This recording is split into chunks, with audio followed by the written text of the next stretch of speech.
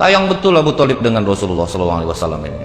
Sampai ketika Nabi diangkat menjadi Rasul, sayang pun tidak berubah. Pernah Abu Thalib ini diintimidasi Pak oleh orang Quraisy. Kau suruh enggak keponakan kau itu berhenti? Enggak juga dia berhenti berdakwah. Kami akan melakukan tindakan kekerasan. Tapi kalau dia mau berhenti, dia mau jadi raja Arab, kami jadikan dia raja. Dia mau harta, kami jadikan dia orang paling kaya. Kalau dia mau perempuan, kami carikan perempuan kami yang cantik. Tapi Rasulullah mengatakan, bulan, matahari diletakkan di kedua tanganku ini, tidak akan kuhentikan dakwah ini paman.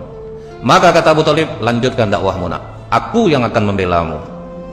Jadi Abu Thalib sendiri yang membela dakwah Rasulullah. Hasilnya apa yang didapat Abu Thalib Pak? Kelaparan selama 3 tahun, makan daun, karena orang Quraisy memboikot keluarga Bani Hashim. Pokoknya jangan ada yang ngasih makanan ke keluarga Bani Hashim, jangan ada hubungan pernikahan, sampai dibatalkanlah pertunangan antara anak Abu Lahab dengan putri Rasulullah Ummul Kulsum dengan putri Rasulullah Zainab. Batal semuanya. Berapa ujiannya berat terhadap dakwah Islam ini. Jadi Abu Thalib 3 tahun lamanya kelaparan, memakan dedaunan, kadang sesekali ada juga lah sempat ada orang yang menyembunyikan makanan untuk makan keluarga Bani Hashim. Tapi rupanya begitu dilepas pemboikotan terhadap keluarga Bani Hashim, ini ada peran seorang kafir Pak, namanya adalah Mut'im bin Adi. Ini orang, sampai kata Rasulullah waktu menawan tawanan perang Badar, aku kalau sempat Mut'im bin Adi yang datang kemari minta dilepaskan 70 orang tawanan ini, aku lepaskan mereka, karena besar juga jasa Mut'im bin Adi ini Pak. Tapi dia bukan Islam, jasanya besar terhadap Islam. Waktu Rasulullah diusir dari Mekah ke Taif, kemudian dari Taif mau balik lagi ke Mekah tidak bisa, itu juga yang menjamin adalah Mut'im bin Adi. Nah, jadi makanya beda agama pun betul kita dengan tetangga kita harus tetap memperlakukan mereka dengan baik. Kalau dia lapar, kita kasih makan. Ini kadang tetangga Kristen, lapar, biarlah dia suka-suka dia, biarlah agamanya jangan. Rupanya tidak bisa dalam Islam. Tetap kita harus berhubungan baik kepada orang di luar agama kita, kecuali dia mengganggu atau memerangi kita. Nah, jadi Mut'im bin Adi inilah yang menjamin waktu itu lepas pemboikotan keluarga Bani Hashim. Tapi beberapa hari sudah lepas Pak, mungkin terkejut perut Abu Thalib dapat makan yang normal lagi, jatuh sakit. Di saat sakit keras itu Rasulullah datang mengatakan kepada pamannya, Ayyu am qul la ilaha illallah, wahai paman, kau tinggal sebut aja la ilaha illallah, kalimatun ahaju laka biha indallah. Ini akan jadi alasan bagiku untuk memintakan ampun kepadamu pada Allah. Dibujuk oleh Rasulullah, tinggal mengucap la ilaha illallah aja paman, udah masuk surga kau paman. Kemudian datang Abu Jahal Pak, atarghabu an millata Abdul Muthalib, apakah engkau membenci agama Abdul Muthalib? Nah, inilah bahayanya kawan yang buruk Pak. Lemah jadinya hasutan yang baik di saat kalau ada hasutan yang buruk datang. Karena Pak, pikiran kita ini lebih mudah untuk buruk daripada untuk baik. Nah, dihasut oleh Abu Jahal, akhirnya apa yang terjadi Pak? Abu Thalib menggelengkan kepalanya, dan dia tetap bertahan dengan kemusyrikan sampai ruh keluar dari badan.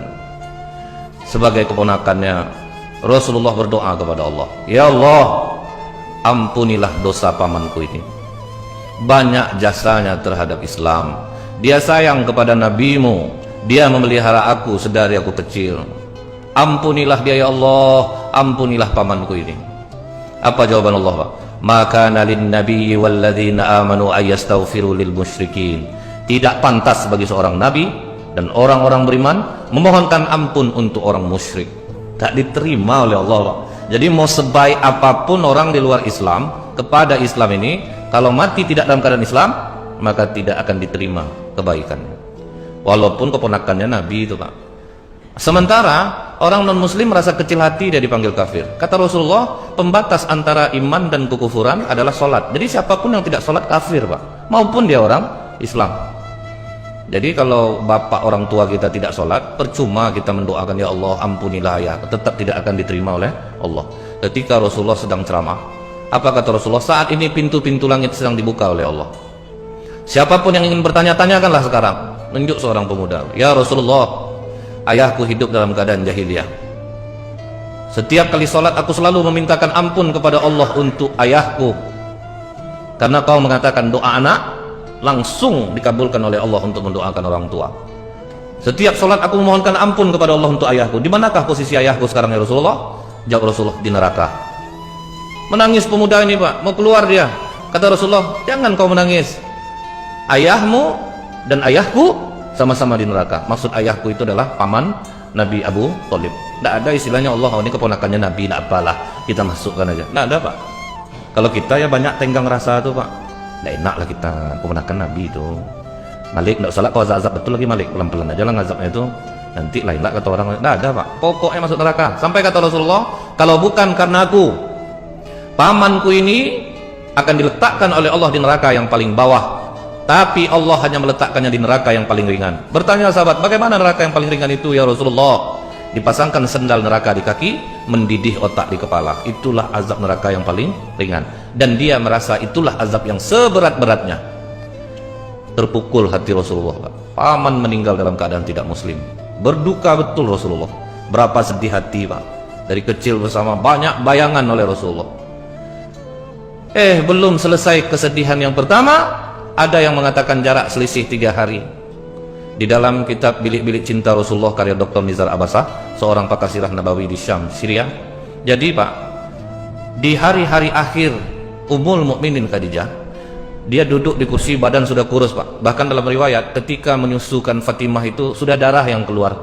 Jadi tidak ada air susu lagi, darah yang keluar karena tidak makan selama 3 tahun. Dedaunan yang dimakan. Kebiasaan Ummul Mukminin Khadijah itu Bu, kalau Rasulullah pulang, dia berdiri menyambutnya. Ini yang tidak dilakukan istri sekarang Pak. Jujur Bapak, ada enggak Pak? Bapak pulang ke rumah, berdiri istri Bapak menyambutnya. Istri saya pun enggak Pak, sama nasib kita. Jadi kebiasaan Ummul Mukminin Khadijah itu Pak, begitu pulang Rasulullah, dia berdiri menyambutnya. Nah waktu hari-hari terakhir Ummul Mukminin Khadijah itu Pak, dia mau berdiri menyambut Rasulullah, tapi badan sudah ringkih Pak, sudah menggigil. Tidak sanggup lagi untuk tegak. Langsung dikejar oleh Rasulullah. Duduk saja Khadijah, jangan kau berdiri, duduk saja Khadijah. Langsung menangis Ummul Mukminin Khadijah. Dalam tangisannya itu Rasulullah bertanya kepada Ummul Mukminin Khadijah, menyesalkah engkau bersuamikan aku Khadijah sampai engkau menangis? Dulu kau perempuan terkenal dan dipandang orang, orang segan kepadamu. Semenjak kau menikahi aku, hartamu habis, kau tidak lagi dihargai orang. Maafkan aku Khadijah. Apa kata Ummul Mukminin Khadijah Bu? Aku menangis ini bukan karena itu ya Rasulullah. Aku melihat perjuanganmu masih panjang, sementara hartaku tidak ada lagi bisa untuk menolong dakwahmu. Jika aku mati ya Rasulullah, dan kau akan menyeberang lautan untuk berdakwah, tolong gali kuburku, susun tulangku satu persatu, jadikan jembatanmu. Kemana mau cari istri macam ini Pak? Inilah Bu yang membuat Rasulullah nyaris tidak menikah setelah kematian Ummul Mukminin Khadijah. Rasulullah memang tidak mau nikah lagi Pak, tidak mau menikah lagi. Cuman anak 6 masih kecil-kecil Bu, Zainab, Ummu Kulsum, Qasim, Abdullah, Ruqayyah, Fatimah, masih kecil-kecil. Maka keluarga mencoba membujuk Rasulullah, nikahlah. Karena Rasulullah memang sudah tidak mau lagi itu Pak. Tidak usahlah, biar aja aku seperti ini. Karena berat, banyak betul kenangan dengan Ummul Mukminin Khadijah. Karena banyak keluarga yang menyuruh-nyuruh, sudahlah ya Rasulullah, kau sibuk, ini anak tidak ada yang memperhatikan. Akhirnya Rasulullah menikah dengan perempuan yang paling tersiksa di awal-awal Islam, yang suaminya meninggal ketika hijrah ke Habasyah. Siapa perempuan itu?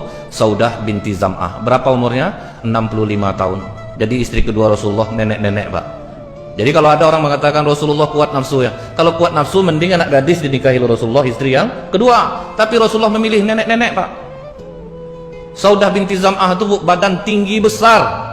Kalau aku, kata pengakuan Saudah binti Zam'ah, kalau aku sholat malam di belakang Rasulullah, begitu aku ruku, hidungku di punggungnya. Berapa tingginya itu Pak? Hidung Saudah itu Bu, di punggung Rasulullah. Itu kadang yang membuat Rasulullah tertawa mengingat Saudah. Dia agak humoris orangnya Pak. Jadi kalau Saudah binti Zam'ah ini orangnya agak kocak. Jadi kalau dia bilang sama Rasulullah, apakah berdarah hidungku Rasulullah? Karena setiap kali ruku, hidungnya di punggung Rasulullah, tinggi, besar. Jadi istri kedua Rasulullah nenek-nenek, yang ketiga baru Aisyah Pak. Itu tandanya Rasulullah bukan berdasarkan hawa nafsu. Inilah yang menyebabkan istri-istri Rasulullah sangat sakit hati sama Khadijah, terutama Ummul Mukminin Aisyah Pak. Apa kata Ummul Mukminin Aisyah Bu?